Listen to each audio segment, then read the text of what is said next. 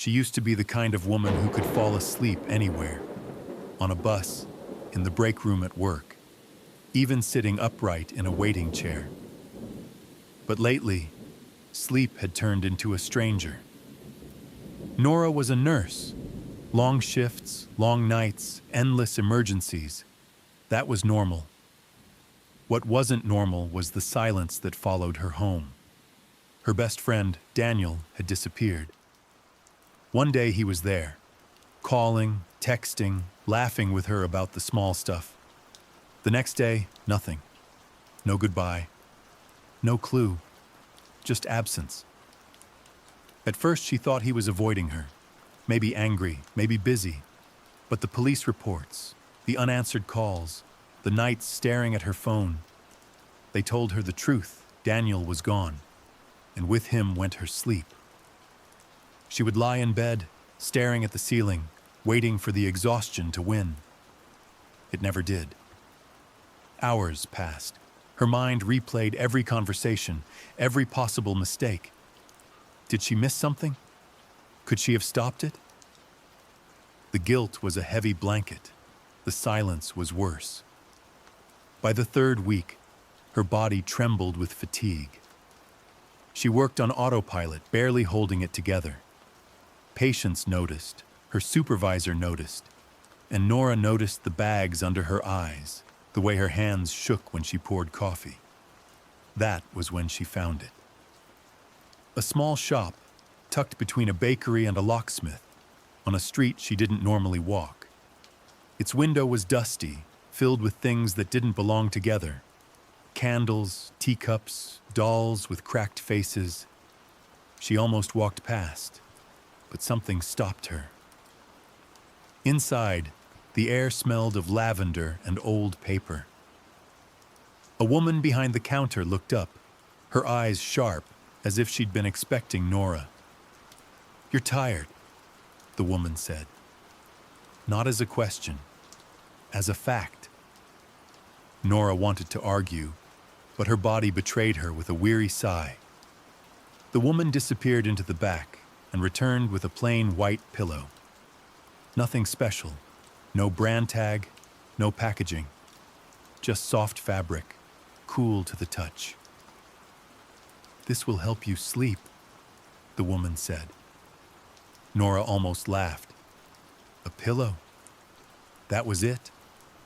But there was something in the woman's gaze that silenced her, something heavy. She bought it. That night, Nora placed the pillow on her bed. She closed her eyes, ready for another battle with her restless thoughts. But the moment her head touched the fabric, something shifted. Her body sank. Her breathing slowed. The noise in her head quieted. For the first time in weeks, sleep came quickly, and with it came a dream. Daniel stood at the end of a long hallway, smiling. His smile was the same, warm and easy, his hand lifted, reaching for her. She ran to him. Her chest ached with relief, but the hallway stretched longer and longer, pulling him farther away. She woke with tears on her face. For the first time since his disappearance, she had seen him. Not just a memory. It felt real. The next night, she pressed her face into the pillow again. Sleep rushed in like a tide. And again, Daniel appeared. This time closer. His eyes pleading, his lips moving, whispering words she couldn't quite catch. Nora woke with her heart pounding, her body cold with sweat.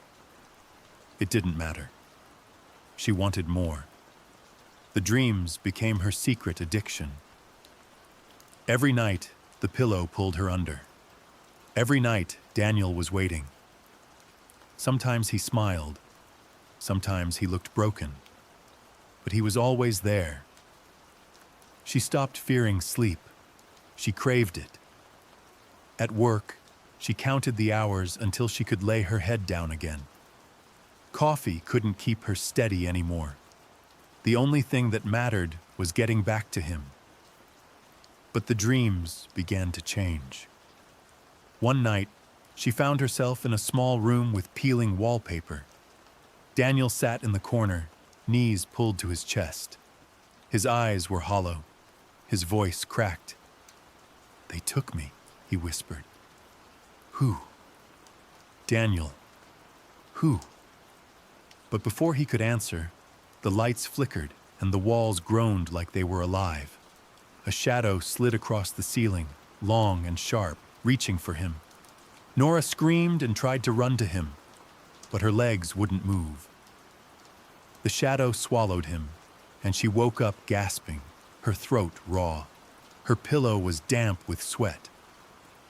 Still, the next night she returned. She couldn't stop herself. This time, the hallway was darker. The air smelled of rot. Daniel was farther away, his figure trembling as if he were trapped in water. "Don't trust it!" he shouted. His voice was muffled, distant. Nora tried to speak, but her mouth felt sealed shut. When she woke, she pressed her palms against her face. Her body was exhausted, yet her chest burned with a desperate need to go back. By the fourth night, she noticed something strange. Her hands carried faint scratches, as if she had been clawing at something in her sleep. Her body ached like she had run for miles. It wasn't just dreams, it was more. She went back to the shop. The dusty windows looked the same, the cracked dolls still staring. But inside, the counter was empty. No woman, no lavender smell, no sound, just silence and shadows. "Hello?" she called. Her voice echoed too loudly. She walked deeper, heart racing. Shelves were stacked with jars filled with things she couldn't name. The air felt heavy, pressing down on her lungs. Then she saw it, a notebook lying open on the counter. Drawings of a pillow, surrounded by sketches of faces, faces twisted in fear.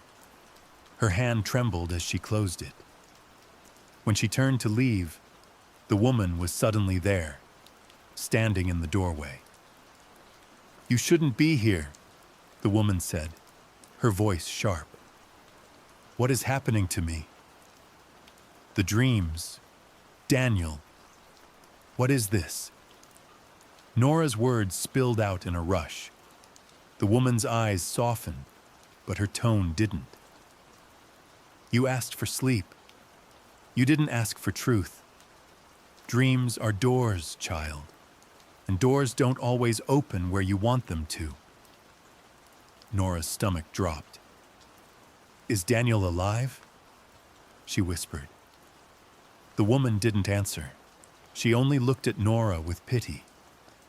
Nora left the shop with her chest tight, her mind spinning. She thought about throwing the pillow away, burning it. But that night, when her head hit the mattress, her body reached for it like a starving hand reaches for food. And once again, she dreamed. This time the dream was colder, a dark forest, trees twisting toward the sky like claws. The ground was soft and wet beneath her feet. Daniel stood at the edge of the trees, his face pale, his hands shaking. "Nora, run." The air thickened. Something was behind her. She could feel it breathing, hot and sour against her neck. She turned. What she saw was not human. Its body was a shadow, but thicker, heavier, like smoke pressed into flesh. Eyes burned red inside the darkness, unblinking, hungry, its mouth stretched too wide, filled with teeth that glistened as if wet. Nora froze. Her chest locked, her legs stiff. She wanted to scream, but no sound came out. Daniel's voice cut through the silence. "Don't look at it." But it was too late. The creature tilted its head toward her, and a cold rush spilled through her veins. The forest spun. Her knees buckled. She fell into darkness. When she woke, she was in her bed, but the pillow was damp, sticky, as if soaked in something thicker than sweat. Her hands trembled as she touched it. Nothing. No stain, just fabric. She told herself it was just a nightmare, but deep down, she knew it wasn't. At the hospital, patients complained she seemed distracted. She nearly dropped a tray of medicine. Her supervisor pulled her aside, warning her she was at risk of suspension. But Nora didn't care. All she could think about was Daniel and the shadow. The next night, the dream came faster than ever. She was back in the forest. This time, Daniel stood right beside her, his hand gripping hers so tightly it hurt. "You can't keep coming here," he whispered. "It feeds on you." "What is it?" she begged, his eyes filled with tears. "It's not a dream. It's where I am." The ground shook. The trees groaned. The shadow moved closer, taller than the sky, its mouth stretching into a grin that cut through the dark. "You left me," it hissed. Nora's skin prickled. "No, I didn't." "You left him," the voice thundered. It wasn't Daniel's. It was the creature's. Daniel pulled her closer. "Don't believe it. Don't listen." The shadow laughed, a deep, hollow sound that rattled her bones. "Guilt is sweet," it whispered. "Fear is sweeter. Keep coming, and I'll show you everything." Nora ripped her hand from Daniel's and ran. Branches tore at her skin, mud pulled at her feet. But no matter how far she ran, the shadow followed. Its laughter filled the forest. She woke screaming, her sheets twisted around her like restraints. Her body was covered in scratches that hadn't been there before. That morning, she didn't go to work. She sat at her kitchen table, staring at the pillow, her hands shaking. Was Daniel truly trapped in whatever place the dreams took her? Or was it just her grief inventing lies? Either way, the shadow was real. She felt it. It had touched her. And it wanted more. That night, she tried to resist. She placed the pillow in her closet, shut the door, and locked it. She lay on her bed, staring at the ceiling. Hours passed. Her eyes burned. Her body screamed for rest. Finally, she gave in. She pulled the pillow back into her arms. Sleep came instantly. This time she wasn't in the forest. She was in her apartment, her own living room, except everything was dim, like lit by dying candles. The walls pulsed, breathing. The air smelled of smoke, and Daniel was sitting on her couch. "Nora," he said softly, "you have to let me go." Her throat tightened. "No, I can't. You're keeping it alive. Every night you come back, it grows stronger." Before she could answer, the shadow appeared in the doorway. Its body filled the room. Its voice oozed with delight. "She can't let you go. That's the beauty of guilt." Nora pressed her hands to her ears. "Stop." But its laughter sank into her chest, twisting her heart. The lights flickered. Daniel's figure started to fade. "No!" she cried, reaching for him. The shadow moved closer. Its teeth gleamed. Nora's hand stretched through the dim light, but Daniel's form slipped away like smoke. The shadow stepped forward, its voice wrapped around her like chains. "Do you want the truth?" it asked. "Or do you want him back?" Her lips trembled. "I just want him safe." The shadow chuckled, a sound that rattled her bones. "Then listen closely. He isn't lost. He was given to me. Her body froze. What do you mean? The shadow's grin widened. He came here first. Broken, guilty, desperate. Just like you. He carried secrets. Heavy ones. Do you want to see? The walls of her dream room melted away. Suddenly, she was standing on a road she knew well. The one outside her apartment. Nighttime. Rain pouring. Daniel's car parked at the curb. She saw herself, weeks ago, standing by his door. She was crying, angry. Their voices rose, words sharp and cruel. She remembered the fight, but not like this. "You don't understand," Daniel shouted. "You lied to me," Nora screamed back. And then, silence. Daniel drove off, tires screeching. The dream shifted. His car swerved, spinning off the road, crashing into the woods. Metal twisted, glass shattered. Nora covered her mouth with both hands. No, this isn't real. The shadow's voice slid into her ear. It is. He died with your name on his lips, and in that moment, I claimed him. Her knees buckled. Tears streamed down her face. Daniel appeared again, pale, fragile, fading.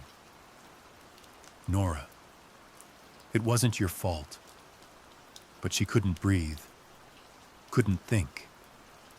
Guilt crushed her chest.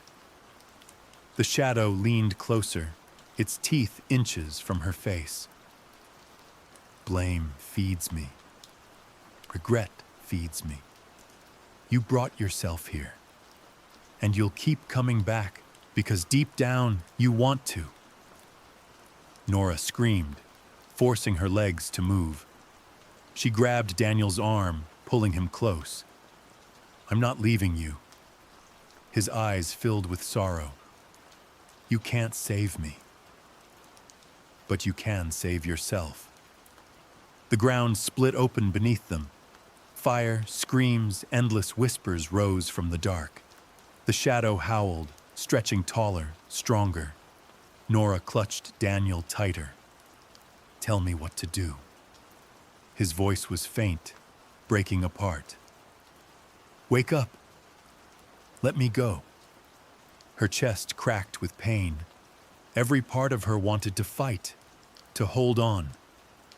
But she saw the truth in his eyes. He was already gone. She closed her eyes, whispered, "I'm sorry." When she opened them, her bed surrounded her. Morning light poured through the curtains. Her pillow lay beside her, white and silent. For the first time, she felt no urge to touch it. Her body ached. Her heart was broken, but she was awake. She carried the pillow outside that morning. She set it in the alley, doused it with lighter fluid, and struck a match. Flames swallowed the fabric, curling it into ash. For a moment, she thought she heard laughter in the smoke, but then it was gone. Nora stood in the empty alley, the sun warming her face, tears drying on her cheeks. Daniel was gone. The shadow was gone. But the guilt remained. And sometimes, late at night, when the silence grew heavy, she swore she could still hear his voice whispering from the dark.